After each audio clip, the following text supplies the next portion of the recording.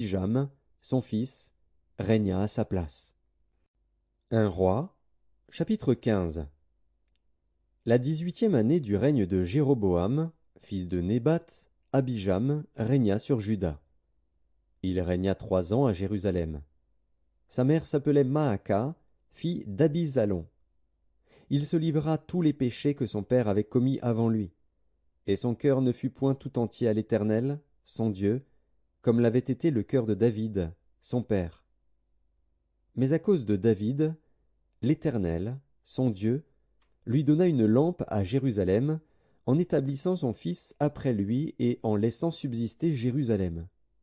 Car David avait fait ce qui est droit aux yeux de l'Éternel, et il ne s'était détourné d'aucun de ses commandements pendant toute sa vie, excepté dans l'affaire d'Uri, le Héthien. Il y eut guerre entre Roboam et Jéroboam, tant que vécut Roboam. Le reste des actions d'Abijam, et tout ce qu'il a fait, cela n'est-il pas écrit dans le livre des chroniques des rois de Juda? Il y eut guerre entre Abijam et Jéroboam. Abijam se coucha avec ses pères, et on l'enterra dans la ville de David. Et Asa, son fils, régna à sa place. La 20e année de Jéroboam, roi d'Israël, Asa régna sur Juda.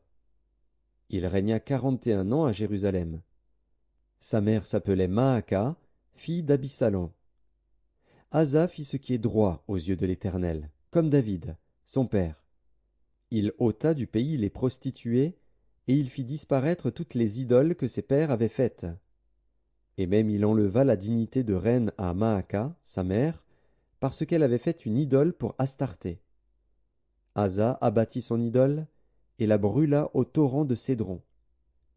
Mais les hauts lieux ne disparurent point, quoique le cœur d'Asa fût en entier à l'Éternel pendant toute sa vie. Il mit dans la maison de l'Éternel les choses consacrées par son père et par lui-même, de l'argent, de l'or et des vases. Il y eut guerre entre Asa et Baécha, roi d'Israël, pendant toute leur vie. Baécha, roi d'Israël, monta contre Juda, et il bâtit Rama pour empêcher ceux d'Asa, roi de Juda, de sortir et d'entrer. Asa prit tout l'argent et tout l'or qui étaient restés dans les trésors de la maison de l'Éternel et les trésors de la maison du roi, et il les mit entre les mains de ses serviteurs qu'il envoya vers Ben-Hadad, fils de Tabrimon, fils de Heshjon, roi de Syrie, qui habitait à Damas.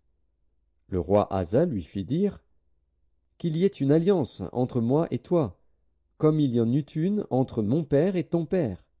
Voici, je t'envoie un présent en argent et en or.